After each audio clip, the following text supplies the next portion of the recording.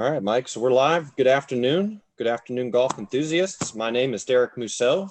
I'm a regional sales manager for V1 Sports. V1 Sports is the leader in video analysis software and mobile apps, revolutionizing the way coaches and athletes improve. On behalf of everyone at V1 Sports, thank you for taking the time to join us today for what will be a very exciting webinar, as I know it is a very busy time of year for you.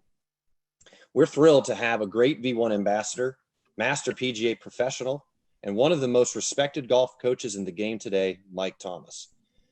Mike had an early taste of the golf industry from his father, Paul, who was the longtime PGA professional at Zanesville Country Club outside of Ohio. Mike went on to play golf at Morehead State in Kentucky, then entered the family business, turning pro, working as an assistant professional at Fox Chapel Golf Club, which is about a stone's throw from where I'm sitting right now outside of Pittsburgh. For the last 31 years, Mike has been the head PGA professional, now emeritus, at Harmony Landing Country Club in Goshen, Kentucky. While Mike is busy working with his son Justin on the PGA Tour, he is still very active in teaching the members of Harmony Landing, and he has served through all offices of the Kentucky PGA and was a national PGA director from 2007 to 2010. So Mike, on behalf of everyone at V1, we just want to thank you again for making the time. I know it's super busy, but it's great to have you on. Well, thank you, and I'm glad it worked out. I'm looking forward to it, and certainly want to welcome all of our participants today. That's great. So we'll cover a wide variety of topics. Building a successful teaching business while raising a PGA Tour champion is the title of our webinar, and we'll just talk a little bit about Mike's journey through golf, working and being a son of Paul, PGA professional, and then becoming a master PGA professional himself, to coaching and raising Justin, who's quite the accomplished PGA Tour player. Working with golf instruction technology as a coach and a father, Mike was a pioneer, really, one of the early adopters to video technology and cameras. So we'll learn a little bit about that and the importance of swing video banking to track improvement, the future of golf instruction, and his advice for parents that are getting their kids involved, junior golfers, and what he may recommend for them. And, you know, the last 3 to 4 months has really made us all think differently about how we operate and live our lives, and teaching golf in the COVID environment is no different. So, you know, remote instruction, home studio solutions, the role that V1 has played in that, and how golf coaches are rethinking their instruction. And then we'll do some video analysis through V1 of the evolution of Justin's swing. We have some earlier clips to today, and then we'll have some Q&A. So if you have the opportunity to type a question in, we'd love to try to get that to Mike, and we can get that back to you. So again, if you were with us earlier, we had Mike, who's one of the more famous caddies on the PGA Tours, had to fill in for his Jimmy Johnson, Justin's regular guy. But tell me a little bit about that jacket. Is that what all caddies were wearing at Muirfield? You look like the swing doctor there. You notice I have slacks on there because the instructors are not permitted to wear shorts on the tour. So yep. My gig in the past has always been, when we're done with our warm up, I run in the locker room, put my pants in a backpack, and wear shorts on these hot days. But even though I'm inside the bubble on tour right now, I get tested each week. I still am not allowed in the locker room or anything. So I had long pants on when they called me over, black ones, of course. Yeah. And so the next day I wore shorts because I knew I was going to be caddying. So, but yeah, they have the caddy vest every event. And Jack's tournament is certainly one of the nicest ones on tour. And so they do a caddy shirt instead of a caddy vest or a caddy bib. Yeah, certainly beats the jumpsuit. Yes. But just wanted to share how I first was introduced with Justin. I was hanging out with the guys at Oakmont at the U.S. Open in 2016. I walked a practice round with Rory, Ricky, and Justin, and it was just a really cool day for me to see up close those guys interacting, the process that they go through, the dialogue, and just made me realize that, you know, the planet that those guys walk on with respect to talent, ability, and skill.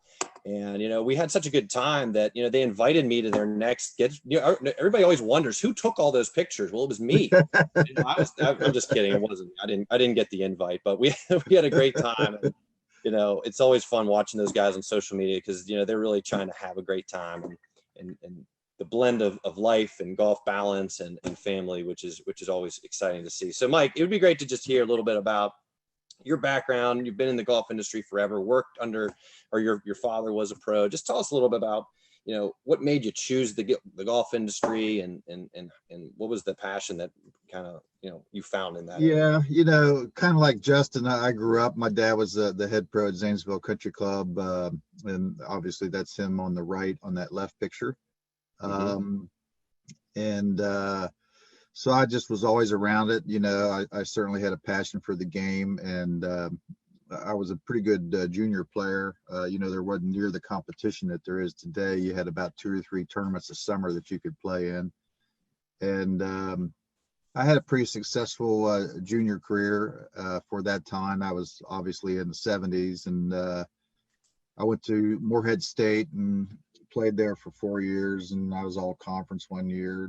Didn't have probably as good of a college career that I would have hoped for, but like everybody else getting out of college, they think they're good enough to play professionally. And so I went and played the mini tours one year, and my stock line to everybody is when I played good, I shot 70. When I played bad, I shot 76. And when they played good, they shot 62. When they played bad, they shot 68. And I was like, okay, this is the wrong thing for me to do. So, I started out the first couple of years. I was working at Oak Tree Country Club outside of Sharon, Pennsylvania, about an hour north of Pittsburgh. Yeah, And then West Middlesex. Yes, it was a great golf course too. And Still I got going. to hang. Yeah, What's that? it's still going. I played it last year. Yeah, Bobby Collins was a great golf professional. I really wanted to get away from working for my dad just because I wanted to get a different perspective of the golf business. And obviously he was very old school, having started in the 50s and how he did things. Bobby Collins was the first person I worked for. Jerry McGee was there, and Bobby really had a passion for the golf business, and I think he instilled in me a real passion of being a professional, as far as being a PGA member and being a professional to your membership and so forth.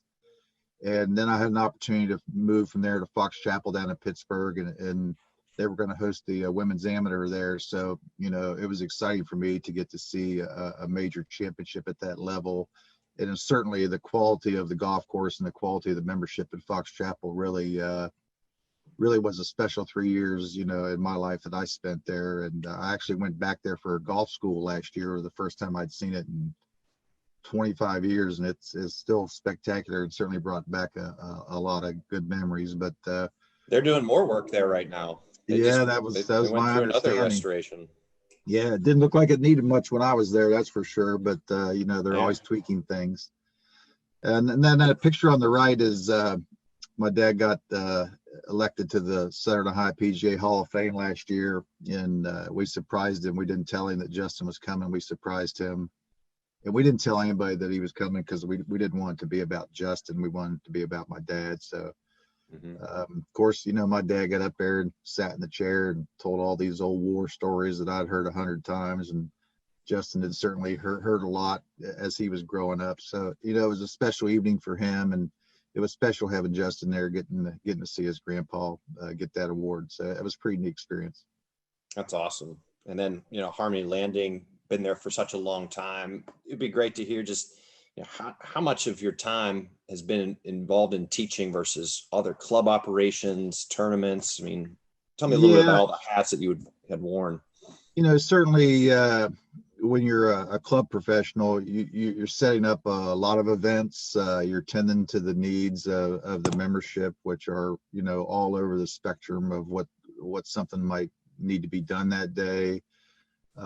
Committee meetings. Unfortunately, I didn't sit in a whole lot of those. The club was very good about just kind of letting me go. But I owned the golf shop.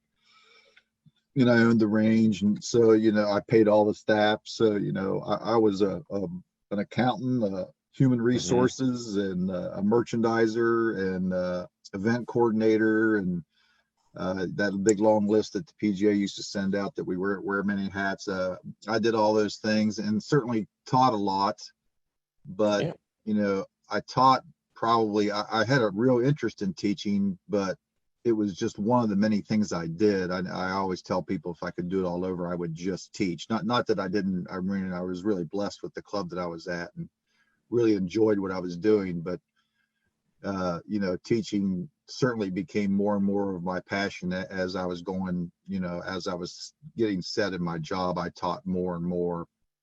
And certainly Justin's success as a junior golfer, you know, from really age 8 on up to till he went to college, you know, brought a lot of interest in other kids. You know, he's definitely spiked the interest in the game here at Army Landing, and it brought me a lot of other younger kids, students that I wouldn't otherwise had the opportunity to interact with. So it was, I mean, I enjoy teaching adults as well, but it's really fun to watch the children not only see their golf game get better, but it's fun to watch the children just grow as people, you know, ask more intelligent questions.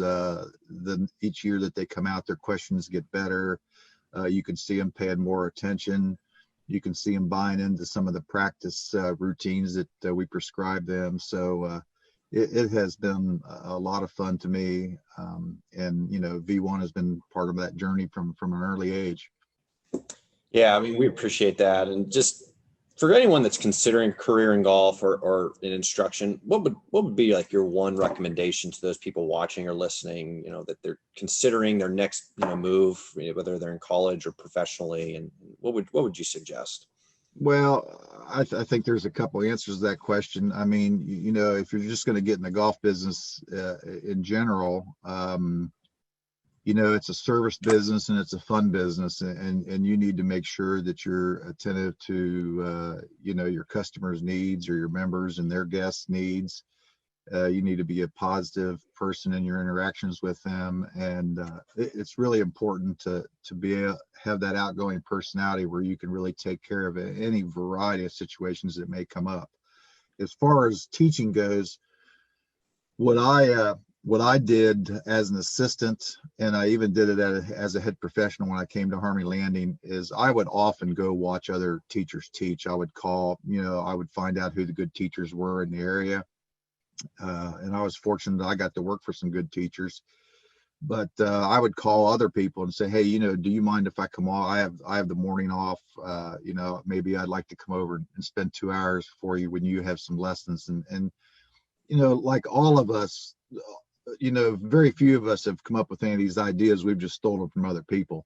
So, you know, I went and watched a lot of really good teachers teach. And I went to a lot of teaching educational seminars that the PGA put on that would have people like, you know, the Harmons would be there, or, you know, back in the day, Jim Flick would be there, and Jimmy Ballard. I mean, all kinds of names. And the thing that I learned most from there is I've never been a model teacher. I don't think everybody has to do it one way. And a lot of those teachers are what I would consider a model teacher. But that didn't mean that I couldn't take some of their ideas and go, oh, wow, I never thought about saying it that way, or I never thought about that drill to get somebody out of that. So, you know, I would take a lot of notes. I kept a book of stuff with me all the time. And, you know, I just stole ideas from all these great teachers, and they probably stole them from somebody else. And I stole them and came and tried them out on my students, and, you know, kept what I liked and what was successful and what I got a reaction out of. And I've had a number of golf professionals contact me and ask to come out and watch me teach, and I'm glad to do that. I mean, it's fun for me to try to mentor and grow some of these young professionals that are out there. And teaching it's a very rewarding part of the business, just to get to interact with people and you know, watch them smile when they hit better golf shots. Yeah, when it's their first time breaking 100, 90, 80, whatever it is. I mean, yeah, it's all relative. Yep. So let's just segue into working with technology, and let me just change the view here. In swing bang, I wanted to. Oh my goodness! I pulled in one of the greats here, Mr. Thomas here from. I think this was at Zanesville, right? Yeah, Monday of the Memorial, we went, this is where he was a pro and this is where I grew up. And I asked him if he wanted to go down there and play a few holes. And so we went down there and spent the morning at I Zanesville mean, Country Club. He's 88. So if you wonder why that swing is so short, he's 88. I mean, I don't care though. I mean, you look at some of these positions though, especially gets to impact and release. It looks pretty good to me. So No cigar burns on that shirt either. He always he typically would play with a cigar in his mouth. I mean, he's played in a couple PGA championships and yep. US Opens and US Senior Opens. I mean, he was a very good player. And as you can see, you look up there in the fairway, there's a set of markers and there's a set of markers in front of where he's playing. He's 88 and I kept trying to get him to move up farther and farther so he could reach some holes. But like most good players, he won't go back. He's got to stay back there where he feels like he should be. And it was way too much golf course for him, but it was fun. I don't get to play golf with him very much anymore, so that was fun. That's always good. It's good he's still swinging. So, but the technology for today has changed so much. The launch monitors, swing analysis solutions, on course tracking. So, what do you like to focus on when you're doing your video analysis and you're recording a student? And what do you feel that helps the amateurs the most when you're doing that?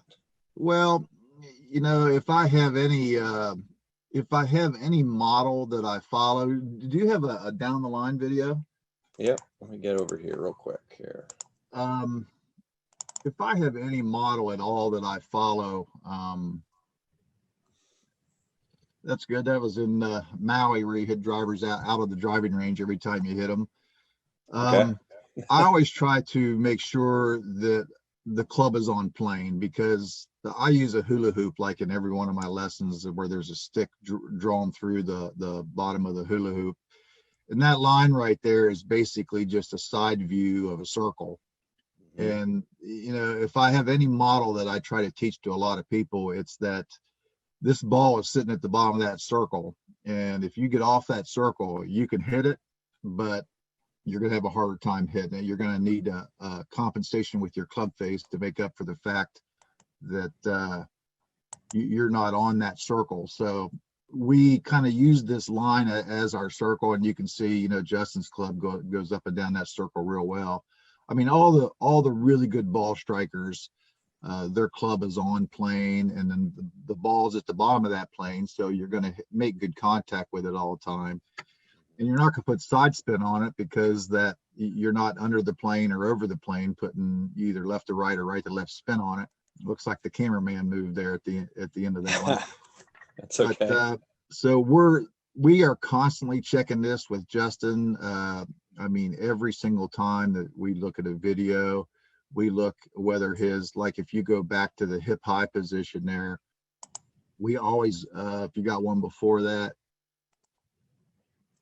well, in between those two, when the club is right there, that club always has to be on his hands. And it's sometimes it'll be on the outer part of his hands or the inner part of his hands, but we want it right on his hands every time because we know it's on plane. And then when the shaft starts up, it'll travel through his right arm right there. So you can see it going through his forearm. And we just know from videos that we have of him, and this is his golf swing. It's not everybody's golf swing, but we just know in his golf swing, when that shaft is not running through his arm, he doesn't play well. And you can see right there coming down, it just gets right back on that line again. So, we're big proponents of having the club on plane, and then it's just a function of, is the club face square while it's on that plane. So when you are working with a new student, whether it's a young JT here or, someone that is 30, 40, 50, and they just want to start, what's your process? How do you plan a strategy for somebody that's, Well, I always spend about 10 or 15 minutes. They can be hitting balls and I can be watching what they're doing unbeknownst to them. But I spend a lot of time asking questions about, any physical ailments that are going to hold them back. How often do you play? How long have you played? Do you just play or do you practice? If you practice, how much? I'll ask them to rate 5 areas of their game between their driving, their approach shots, their chipping, pitching, and putting. Actually 6, and I'll throw sand in there usually too. And it's always kind of interesting to me that they give me their ratings, and driving, for example, might be the second best part of their game, and putting and chipping might be the worst part of their game, which is usually the fact. Right. But yet they want to hit balls, and I'll go, well, I mean, if pitching and chipping or driving, or I'm sorry, and putting are your, fifth and sixth worst part of your game, why don't we go down there and work on that? Oh, I just really like to hit some balls. We'll do that once I get this worked out. And I was like, okay. But I teach a lot of non-members, so it's a lot easier for me with a non-member for me to dictate what they're going to do versus them dictating it. If a member tells me they want to hit drivers, then we're going to hit drivers. But if a non-member, particularly a young person that is playing in golf tournaments, and they give me this ranking, and their full swing is ranked a lot higher than their short game, and they want to hit balls, I was like, well, if you want to get better, you either did not give me an accurate ranking, or you don't want to go work on the weaknesses in your game. You want to go work on the strengths, which is not going to make you any better. So you mentioned tournaments, and I know that planning for tournaments is so important with Justin and everyone on the PGA Tour. Tell us a little about your strategy with him and helping someone prepare for their club championship or a member guest, and just what ways that they can kind of get a little bit more prepared beyond the lesson tee and the short game area. Well, there's a couple of things I do. I do try to take a lot of my lessons out on the golf course, because you can see a lot of habits there that you're not going to see on the driving range or on the chipping green or a putting green. You might not see their putting routine when we're doing a lesson versus on the golf course. I get to see their putting routine. I get to see poor club selection. I get to see poor decision making. So I do try to get them out in the golf course. I'd encourage any teacher, or if there's any students here that are doing a lot of their work on their range, you need to get out on the golf course with your instructor, because there's one of the things that I always try to teach all my kids is, look, you don't have to play well to score well. You have to chip and putt well to score well, and you have to manage your game well. So, if you're not hitting it particularly well, why are you still hitting it at this flag, or why are you still hitting driver on this hole that you always hit driver on if you're not hitting it that well? You just have to plan your strategy and plan your game. And this is what Justin and I do on a weekly basis on practice rounds. And he's so good at, he'll change this, in round during an event, that, if he's not hitting it as well, he may change some strategies. And if he's hitting it better, if he starts hitting it better during the round, he may go into, he may go into maybe a little bit more aggressive mindset, smart but aggressive mindset, to where we're picking and choosing the spots that we're going to use the assets that we have, and try to stay away from the liabilities that we have. All right. Do you feel like most tour players have the ability to self-diagnose their swing issues, or they sometimes require a coach to be with them? I could not imagine that they couldn't. I would say some are better than others, but yeah, any good player is pretty in touch with what they're doing.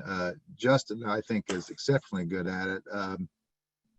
I teach all my students to, know their golf swing. Kind of a line that I always use with them is, it's my job to know the golf swing, but it's your job to know your golf swing. So, you may do this in your golf swing, which maybe doesn't look good on video to the eye, but it doesn't have an effect on you, on your ball striking. And I think too often, particularly kids, but even adults too, they'll look for something that looks better, or they'll look for something that they may want to do. And the reason they become frustrated is, well, you might be doing a better job of that, but it's not impacting your ball flight. And the goal for me, when I'm getting paid to help somebody play better golf, I need to make their ball flight better. And that's why they came to me, is they don't like what their golf ball is doing. And if that means that it doesn't look appealing to the eye, but I can give them something that is repeating on a regular basis and their ball's flying better, then that's what we're going to do. And sometimes students like that, I won't show them a lot of video, because I don't want them. I've had 18 handicappers out here that look like they ought to be 40 handicappers, and they do really well with how they're going about it. And I don't want them to see it on video, because if they're watching golf on TV, I mean, most people know what a good golf swing looks like. And if they're getting a lot out of a little, I don't want them to have a negative image of their golf swing. So I'll shy away from even showing them any video. I mean, people learn a lot of different ways, right? So, I mean, you the coach can certainly identify the best ways to keep them going, and that'll lead us into a good topic of swing banking. That's where V1 is so helpful with respect to just student databases. And you create all of your student profiles here on one side, and anytime you're working with a student, you can just pull them up, and it'll have all their swings up here that you can easily kind of go from, whether it was Justin at 7 years to, let me see if I can get this one down the line, right? So this is more in college, right? One of the nicest. That was that might have been maybe just before he was going on the web.com. Maybe we have Bermuda in this part of Kentucky, and as you can see right there, it's all dormant. So it doesn't look like that now, but no worries. That I want to say how swing banking helped you though through your career of coaching? Yeah, you all have been helpful for me just in the past year. While you mentioned earlier, as I always, I'd walk away from these seminars that the PGA was doing. These guys were using all this fancy equipment, so I was quick to jump on the videoing and all the stuff that I could use with my students. And then once I got introduced to V1, I've been using it for years. Being kind of an old school teacher, I used it more just for the lines and the circles. And then once I could start getting some comparisons with my swing bank, and it might be a comparison from earlier in the lesson, or it might be a comparison from, I was showing someone the other day some swings from the previous year, to where I was like, look how you used to do it, and look how you do it now, and that's why you've seen so much improvement. But you all have helped me, certainly with the studio model that I have on my computer now. There's a lot more tools available to me there, and it's a lot easier to find swings instead of searching through them on my iPad like what I typically had done in the past. But to be able to use the comparisons like side by side here, or be able to use an overlay where you can actually see the positions on top of each other. A lot of really great tools that are very useful.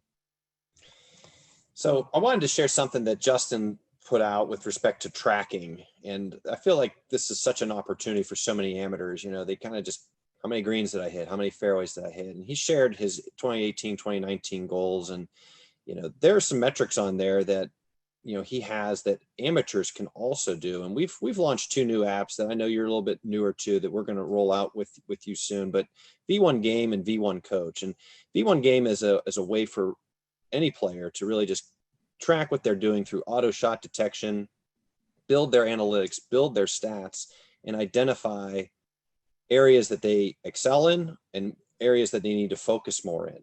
And the V1 Coach app is your portal as the instructor to then, okay, how is what we're doing on the lesson tee translating to the golf course? You want to bang some drivers, but you're consistently missing the green from 100 to 125 yards and in. And when you hit, your proximity to the hole is pretty weak. So those are things that, we can do through V1 and Coach. And we've actually tracked some of Justin's work recently at Muirfield, where the PGA Tour puts the shot link, and we can enter all that content into V1 Game. And we have his 4 recent scores here for Muirfield, and it shows his driving accuracy, fairways per round, greens per round. I know that tracking practice is something that you talk a lot about. Tell us what that means. We get late to the course, I hit 5 balls and I run to the tee, or I actually have an hour to hit balls. Tell us a little about that practice routine that you track that helps your student.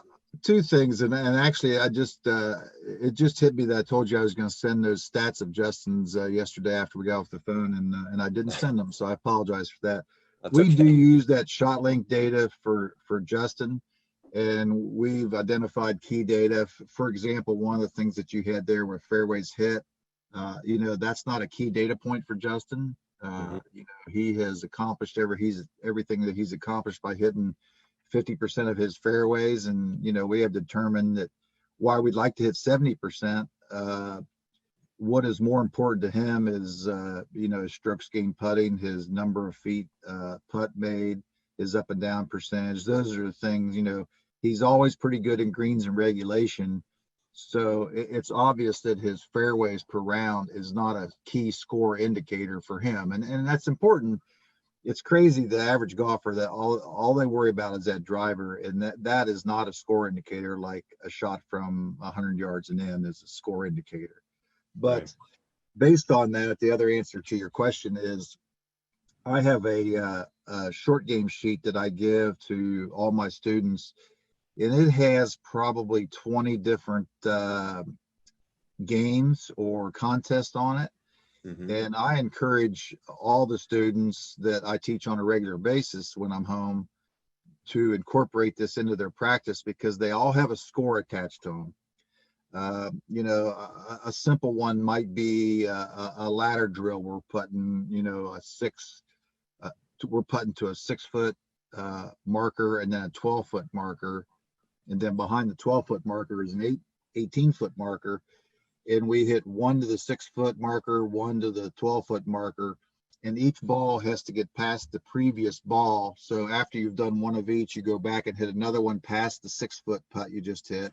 Then you hit one past the 12-foot putt that you hit, and you keep going, alternating like that until you can see how many balls you can get in that ladder drill in each area. And if a student, we always start out by saying you gotta identify your baseline. So if I have a 12-year-old that I'm doing this with, their baseline in a ladder drill might be 4. So I tell them, every time you do this drill, you have to get 4. And by the way, when a ball, for those of you that haven't done a ladder drill, when a ball comes up short of the previous ball, you're out. So every ball has to get past the previous ball, but within that 6-foot area. And then if your baseline is 4, every time you do this drill, you have to get to 4.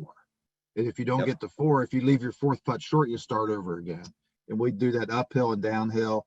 And that way, you're going to pay more attention to your practice, and you have a quantitative score of, people go, well, how'd you putt down there? I mean, well, here I have a score to identify, I got 9 in the ladder drill. We have a plus minus drill where we're chipping to circles, and you lose a point for being out of the circle, and you get a point for being in the circle. And you have to get a positive number with 5 balls. So everything that we do is scoreable. 4 to 8 drills, crisscross drills. We have a lot of different drills that are scoreable, and you have to. That way, when you're practicing, it's a lot more. We've all heard how people's practice don't translate to the golf course. That's because your practice is multiple tee shots from the same spot, might be multiple chips from the same spot. It might be multiple putts from the same spot. Well, you don't get that repetition on the golf course. You get one chance. So most all of our practice is one ball practice. If we're doing chipping, we're hitting one ball and we're moving to another place and hitting another ball. Because on the golf course, that's what you have to do. You get one chance, and you are going to be graded on the golf course with how you did with that one chance. We want to do that in our practice. One ball, one chance, one grade. That's such a great concept, to just not get complacent in one area. I'm going to work on this uphill chip that you get maybe once a round and hit 30 balls there. Just throw some balls in the air, and wherever they land, just go walk around and hit them and get familiar with it. If Derek comes to me and he's hitting it off the hosel every time, or he's hitting behind it, we're going to hit all of our balls from one place, because now I really don't even care where the ball goes. I want you hitting it on the center of the club face, hitting it solid. Then I want you hitting it straighter. And then we're going to take that and we're going to start testing that. But I mean, if you're not making good contact at all, we're certainly going to hit balls from one spot and get you used to repetition, gets you used to a motion. That is hitting balls at one place. But once you have that repetition and you've improve that motion, now you have to go more into random practice instead of block practice. Gotcha. So the future of golf instruction, look into your 8-ball. What are some of the advice that you could provide to parents that are looking to get their kids going, from someone who's done it? Their child is at the ultimate level. I know that's such a long shot for so many, but just some encouragement or guidance for those that kids that have interest, or they play a variety of sports and golf is only a small portion. Just what's some of the advice? Being around so many kids all these years, it's sad for me to say that I have seen it done wrong so many times. And the one thing that I try to stress to parents is, look, kids in particular, but even Justin at age 27, but kids in particular, they like to have fun. That's what kids like to do. That's why you see them playing all these games and different things. Is it's in kids' DNA to have fun. Right. And when you are on them all the time about doing something better or doing something different, then it ceases to be fun. And if it ceases to be fun, I always tell people, when in the right situation, I go, look, when he gets old enough to tell you he's done. Right now, he doesn't have the nerve to tell you he's done, but I go, he's not enjoying what you're doing. I mean, right. I had a lot more credibility being a club pro and being a decent player and at the time, and was able to, instill a lot of my knowledge to Justin. So I certainly had the credibility to teach him. I think I see a lot of students. I mean, it may be somebody beside me in a lesson giving their child advice, keep your head down. I was like, well, that is not why he's topping it. He's not, he's not topping it because he's lifting his head. And so you got so many parents doling out this advice to their kids, and they're really not qualified to be giving that advice. Something that I use all the time is what a parent or a poor teacher will do is they will identify the result of the problem. And you got to go a step before that and go, okay, what caused that result? So I think an untrained teacher always sees the result of a problem. For example, somebody may be hitting off of their back foot and maybe they're moving off the ball and they're spending all this time trying to get them to hit off their back foot to quit hitting off their back foot. Well, if they weren't moving off the ball, maybe they wouldn't be doing that. So you have to address the previous problem too. They always errors typically come in pairs, and everybody sees the second one as the first one is the one that always is the problem. But I think my best advice that I always give the media and everything when they ask me is you have to keep it fun. Kids like to have fun, and you have to encourage them. And your role is to provide them with financial support if you can, and certainly encouragement. I see so many parents going, I don't know how you made that double bogey out there. I mean, you 3-putted 4 times a day, and it's like they didn't try to make that double. They didn't try to 3-putt, and they're well aware that they did that. You don't need to remind them of that. They know that they did that. Why don't you find something positive they did that day and just focus on talking about that? Yeah. And I put this slide up, keep it simple, stupid. You may not say that to the kids, but just try to keep it simple, silly, whatever. Just try to not overwhelm them and don't make it 100%. Okay. Oh man, I'm going to the golf course today. When can we go to the shack? Like stuff like that. Kids like to have fun. I always, a lot of times, Derek, I'll tell people that ask me this, I go, why do you think these kids gravitate to team sports? Because their dad can't get at them, or their mom, well, either one. But they're out there in the baseball field, or they're out there on that basketball court. Well, dad can't get at them until the game's over. But on the golf course, dad's walking along and he can interact with them, and they're not crazy about that. I mean, unless it's a real positive relationship that they have with them. But I mean, that's what chases a lot of them away. It's sad to see. Do you feel good about the juniors in today's game? Do you feel like there's a future for the sport? I know it's gone through a lot of new ideas and ways to keep it going. I mean, what's your assessment? I think PGA Junior League is a great vehicle to get new golfers into the game, because with the scramble format, they're taking away that pressure of a junior having to make a score on a hole. I think the real barriers for the growth of our game are it's expensive to get somebody started in golf, and accessibility. I mean, not everybody has a place to play, and if they do find a place to play, they can't get a tee time until a certain time, and it's expensive to play there. It's just it's time consuming, it's expensive, and it's the accessibility is tough. But I think that I think we're heading in the right direction. I think, unfortunately, I think this virus is going to grow our game a little bit, because you had a lot of people that were kind of retired from golf, or kids that weren't playing golf, and all of a sudden golf was something that they could do during this pandemic. No, and I think it's going to, long term, it's going to help the game of golf. Yeah, I mean, thankfully, socially distancing, that's like the sport that you can accomplish that, that area. And so in today's COVID environment, this screen share, you can still see it, right, Mike? It just, this is the pretty much the model of V1, where the student has their V1 Golf app. They can record their swing. They can download PGA Tour models and see how they look side by side. They can then send it to their V1 Pro instructor. V1 Pro instructor can receive it in their locker, perform a voiceover telestration, also in the V1 Pro mobile app, and send it right back to the student.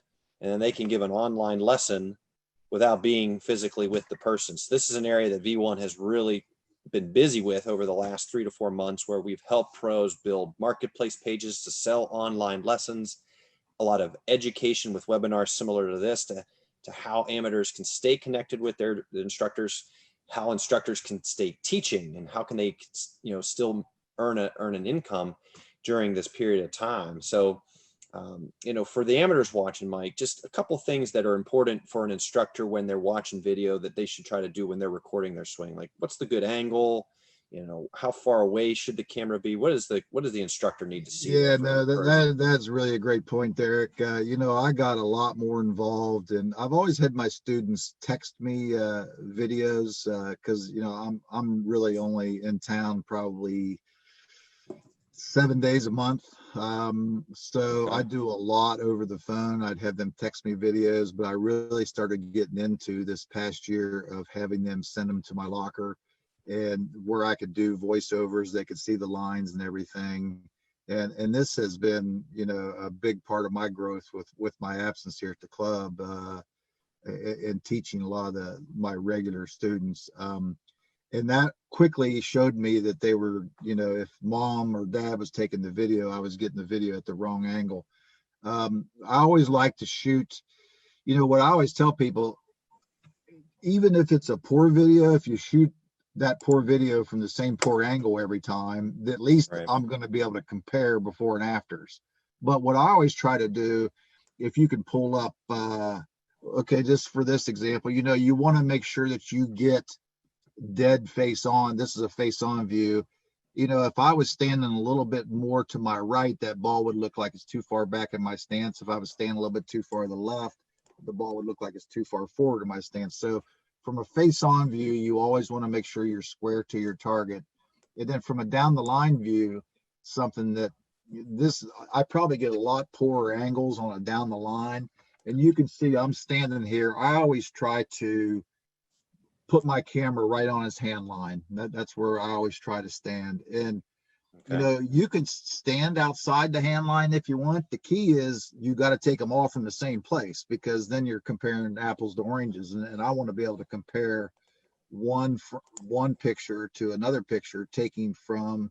So I always, and actually for you iPhone users, when you get ready to video somebody in slow-mo, there will be a little square that'll pop up on your phone, and I just put those hands right in that square, and I'm taking it from the same spot every time. Yeah, that's good. I mean, the consistency, right? We're always trying to find more consistency in the golf swing. So if we can get consistent video capturing, that helps that student progress. Because if I stand a little bit right or left of his hands, then the path is going to look a little bit more inside or outside, when in fact it may not be. Right. So let's dig into Justin's swing here a little bit. I think you can provide some good insights, and we'll kind of get him going. I don't have excellent. It's a little bit grainy here, but from his early days to when he was just getting into the web.com, and let me try to zoom in a little bit here, and we'll start with his swing probably at 7 or 8 here, and we'll just play it straight. And when did you guys really know? Like what tournament did he win, or what age did he turn when you're like this? Well, this he guy just immediately started winning everything, and he was playing out of his age group right away and was still winning. And he was tiny. He was a tiny kid. Yeah. He hit it nowhere. So he was hitting woods on a lot of par fours and par threes. There was a lot of holes he couldn't reach, but he just had this knack for managing his way around the golf course. Because he was so short, he could not afford to make the dumb mistakes that junior golfers make on the golf course. Mm-hmm. And B, he had the chip and putt better than everybody because he was going to be doing a lot of chipping and pitching because he couldn't reach a lot of holes. So, we spent a lot of time on course management and everything, but, I had no shortage of members and other people tell me how great he was going to be. And, I always took the attitude of, well, we don't know that, let's just make sure that he continues to enjoy the game and just see where it takes him. It's funny. I was looking at this video this morning, both the old driver swing and then this old iron swing. And if you back that iron swing up just to like the impact. Which screen? The 7-year-old swing. Because I haven't looked at this swing in a long time. Right there is fine.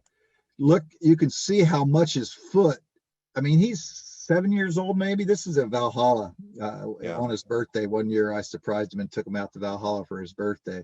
But you could even if you back up a frame before that, you can look at how much his foot is coming off the ground. Look at that. And that's a kind of a trademark of his swing now, how early that foot comes up off the ground and goes out. You can see the picture on the right. I mean, he's up on his toe. Yeah. And it's so funny. People, as he became better and better and more people started seeing his golf swing in social media or on television, they would always point that out and like try to fix it. And it's like, his golf ball is flying fine. I think keeping his foot on the ground doesn't have any, it's just a quirk in his swing. It's what he does. And, to try to fix that would have caused him more harm than good. But it was interesting to me when I was looking at this old video. That's the first thing that stood out to me was, wow, that thing was coming off the ground at an early age. And we both agree it was probably just we never tried to do that. Yeah. I think because he was so small, he swung really hard at it to try to make up for it. And he was probably one of the early users of the ground, not even knowing he was using the ground. He was just trying to generate as much speed as he could. The ground mechanics is a growing topic so much, and we're so involved in it through the Body Track partnership we have, and we sell the pressure mat, which is the pressure, vertical force, and velocity. And people talk, how much has the golf swing changed? How much more can we learn about golf? Well, the ground is actually one of the newer things that we're still getting a lot of data and information on is how are players using that ground? And we would love to get Justin on one of those mats to see what his feet are doing in the entire golf swing. And it would just be some nice insight to have. And that's something that, people ask me about that, and they ask me about using the ground. And I go, I don't use a pressure mat. I would be interested in doing that because I think it would be valuable. I know there's a lot of good teachers that do use it. Not only just using the ground, but looking at your balance points. Are you going from your back heel to your front toe, or are you going from your back toe to your front heel? So you can see those transition in those balances. I think that is a wonderful tool. I wish I had more experience with something like that. But when they ask me about using the ground, I go, we never worked on that. We never tried to do that. And I see that in a lot of young juniors that I teach now. Their feet are coming off the ground, and I think it's really them just trying to maximize their power, and they just do it naturally. I don't know that Derek came to me and said, hey, can you teach me to use the ground better? I'd go, well, let's bring that pressure mat first of all. But secondly, I'm not sure how I would go about that. I mean, I would spend most of my time just trying to get you to hit it more in the center of the face, and then take it from there and try to get to go straighter or remove any curvature that you don't like. So this is Justin earlier on the left and something more recent on the right. And just tell us a little bit about some of the things that he's done over those, 5 years that you've worked on to just improve consistency. Obviously it looks like the turn, I mean, his left arm might be a little more extended there on the right. He has been a big proponent prior to that picture on the left. I'm sorry, after that picture on the left, he really, and this is classic Justin. He kind of took this on himself. I never introduced it to him or anything, but he started wanting to get a lot of width in his swing. Yeah. And when he wants to do something, it's about 5 swings before he has mastered it. I mean, he is somebody that will take a swing thought out to the 4th tee of the Masters. He is not afraid to just try something out there because he usually knows what the benefit and what the outcome is going to be. But he definitely, you could see the extension and the width in his backswing on the picture on the right. That was maybe last year at Muirfield, year before at Muirfield Village. And then you can see some of this too at the top. You can see on the left how, he doesn't have the structure, the support in his legs going back that he did. And some of that just might have been strength. Could have been strength. It could have been, tighter hamstrings or hips that he didn't know that we had at that time, that he is getting worked on all the time now. But it shows up more in the structure of some of the pictures that we see. So how does he hit it so far? Right. I mean, Ricky, not the biggest of guys. Yeah. Just super flexible, but what can an average golfer do to get more speed? And just like real quick, how does Justin really be one of the longest players? I mean, the number one thing that I get this question from my members or for junior golfers all the time. And the number one thing you have to do is hit in the center of the face. I mean, that is like the most if I ask students, what do you think are the top things that'll make you hit it farther? And I'll hear legs, hips, late release. I heard all these different things, and none of them ever say contact. And I go, that's number one. You can get that club moving as fast as you want. If it's on the heel or a toe, you're losing a lot of ball speed.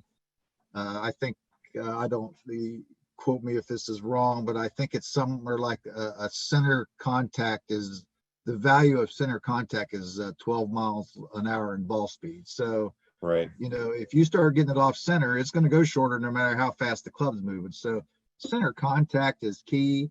You're talking about people like Justin or Ricky who are in the gym on a regular basis. They're working with specialized trainers to make sure the right areas of their body are flexible, the right area of their bodies are strong.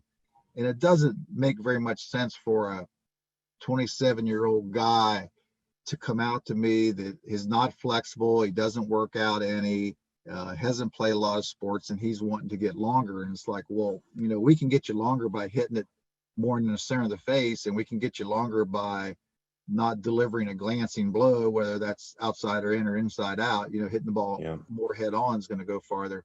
But really, you're going to be somewhat limited with your body structure. I mean, you're tight. Yeah, you're not strong in the right places, and you don't have those fast twitch muscles. I mean, that's what Ricky and Justin and all these guys have. They've maximized the use of their body for what they have. And this guy right here, yeah. So I thought it'd be great because stuff too. Talk of the town coming out of COVID, right? He's obviously, Bryson has had his history with USGA, and he's pushed a lot of the rules, and he's like, you might change the ball and equipment and courses, but you can't take the gym away from me. So right. I thought it'd be cool to just show two players, Justin and Bryson, really at their prime and how different they do it, but how effective they still both are. And just to show everybody that you can play golf a lot of different ways and still be effective, and whatever works in your mind and physical abilities, to make the game more fun, that we encourage you to do. And, setup position. Talk a little bit about what you see here, Mike, and we'll transition through the swing. Yeah, I mean, I think for those of you, I am not like a student of the numbers and so forth, like some golfers are, but I think Bryson hits up on it like 5 to 7 or something. Okay. Is that right? Have you heard that? I Yeah, think he hits up I've on heard it like that too. 5 to 7 degrees. So you can see how much he is set up back behind the ball already. I think his driver's only 5 degrees of loft. Yeah, it's like 5 degrees loft. So What's you look Justin? if you look at Justin's a 9.75. Okay. So and he'll go to 9.25 too. It just, some of it is dependent on, but you can see, like, look where Bryson's head is relative to the golf ball compared to Justin's there at address. And Justin's head is barely behind the ball, and Bryson's is way behind it. Right. Tremendous width from both players. Bryson obviously has not even begun to set his wrist. And interesting thing in that picture on the right, and I know some of this could be the video camera, but look at the shaft flex on his takeaway. Yeah. That's impressive. On Justin, or you're talking Bryson? Bryson. Yeah. I mean, look at Justin's shaft. I'm sorry. Look at Bryson's shaft flex on his takeaway. We were laughing at the Travelers a couple weeks ago that Bryson's backswing has 105-mile-an-hour clubhead speed. So it's crazy. He is pedal to the metal. So, okay, that's the takeaway. Clearly a big difference there from a wrist hinge to what Bryson's doing. Yeah. And I thought I had that. There we go. So, big lower body knee flex here from Bryson. Yes. And Justin, a little bit more hip rotation, and yeah, both arms are fairly straight. And then we get to the top here. And you're right. Look at Bryson's head behind that golf ball. And Justin's head is tilted, but still more on. Well, he's left eye dominant. A lot of people ask us why he does that, or he's moving off the ball, and I go, well, no, he's left eye dominant, and I think Nicklaus used to do that. All those people are doing is subconsciously just getting the ball in view because their dominant vision is their left eye. Yep. But yeah, you can see Bryson is wound up, ready to go. He's ready to launch. So that's what's his move here, swoops it down, and Justin lost that 5th position here. There we go. I mean, here again, look at where Justin's head is versus Bryson's. I mean, if you're going to hit way up on a golf ball, you're going to be where Bryson's at. You're going to lay way back there and hit up on it. Yep. So there they are at impact. Yep. Impact and release. Look at Justin's left foot. It's coming completely off the ground. So how does he do it though with that, just his toes pretty much, I mean, but excellent balance still through impact. I mean, he never loses balance. I mean, he's just pushing up off that ground. And when you do that, I mean, I think if you look at his left foot starting to come up there, but watch after impact. It's just completely moved. You see that in Greg Norman. You see that in a lot of power players where they're Lexi Thompson is one of them. Her toes, their feet just change positions from where they were. But there's a lot of ways to skin a cat. The key is how can you do it consistently? If he could move his feet around like that and make consistent contact, then it wouldn't be something you'd want to encourage him to do.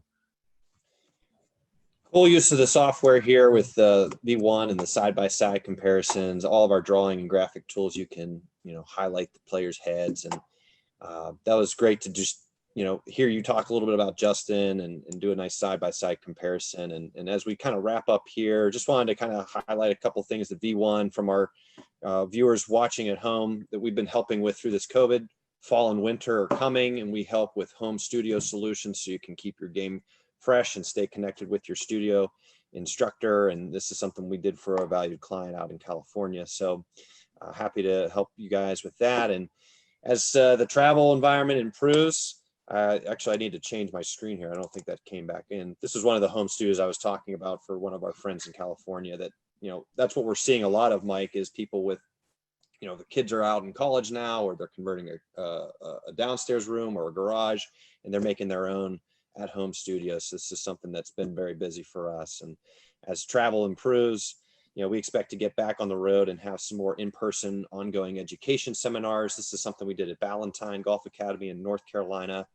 It was pressure mat driven, where we had speakers in from Body Track, and we had a really good afternoon of just education and learning about the ground force and what that does. So I think we have a few questions here in the chat that I want to try to get to here, if that's okay with you, Mike. You've got a couple more minutes. Sure, and I didn't always have my glasses on. I can't see anything, but I've seen some people up there about contacting me on email. I don't know if do you have that on there? I have your social media information. If you're comfortable sharing your email, then you can just say it, and that's fine. Yeah. I know you're super busy. Yeah, I mean, I had a couple people where I saw they were trying to contact me. It's mthomaspga@gmail.com. Okay. Just keep in mind, I teach about 8 or 9 hours a day here when I'm home. So, and I do have a wife and a job. So sometimes I try to get back to people right away, but sometimes that doesn't happen.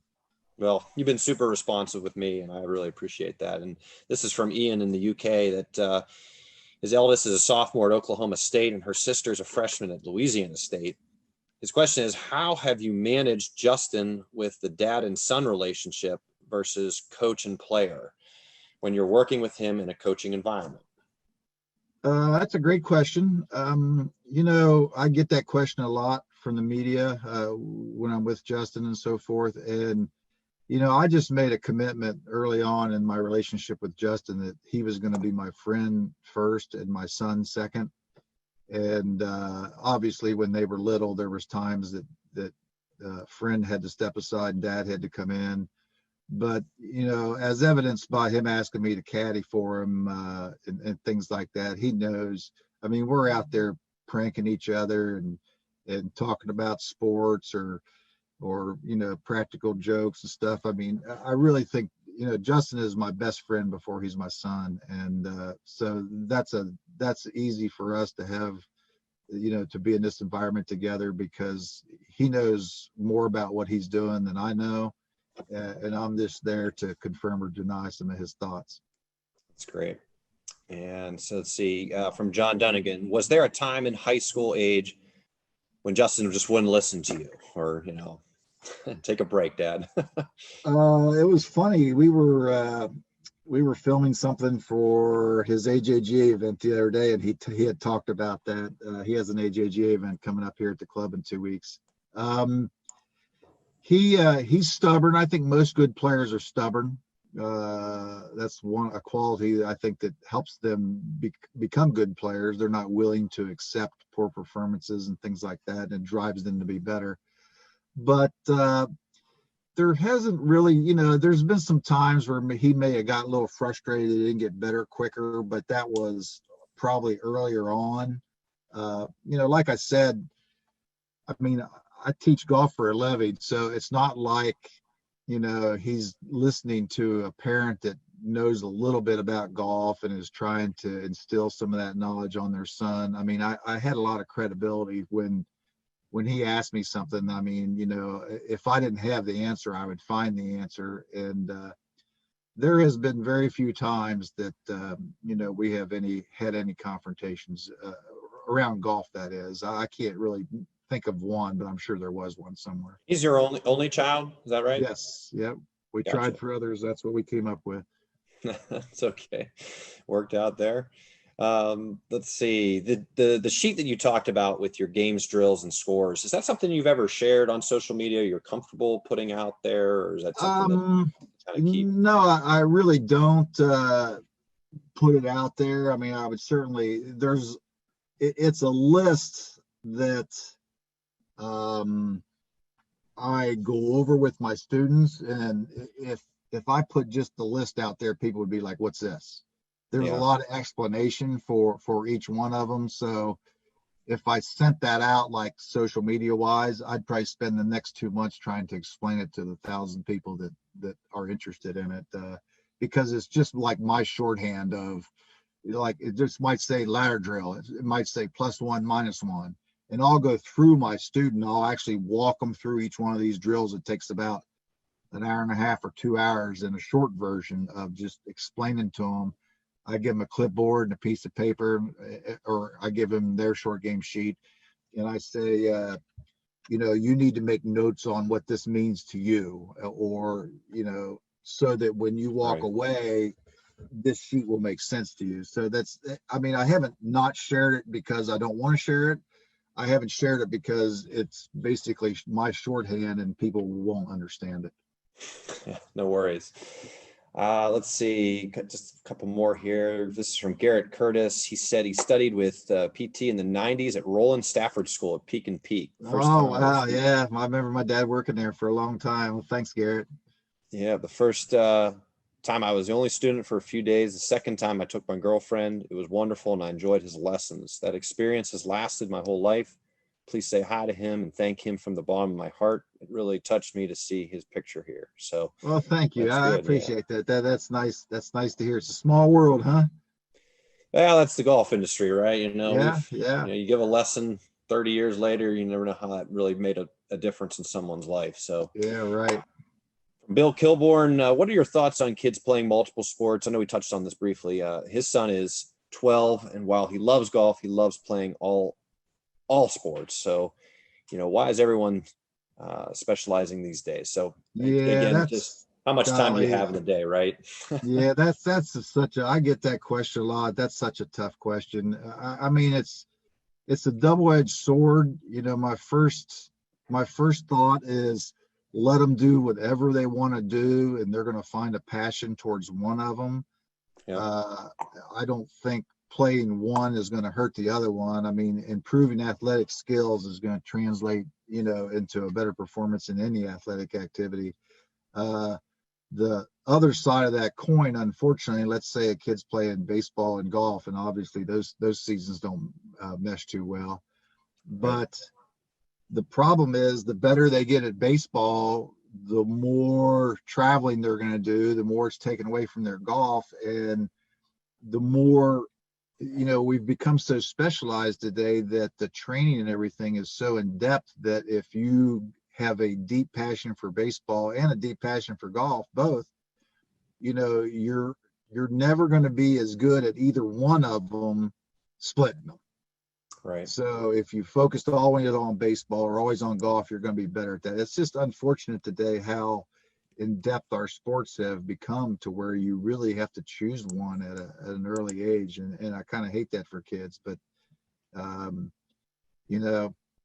I would say let the children do what they most want to do. I mean, here again, if we drive them away from one, if we drive them away from one and into the other, and they have some negative experiences, and then they've lost a whole year of experiencing the other one if they wanted to go back to it. So, yeah, that's a tough one. Okay, Mike.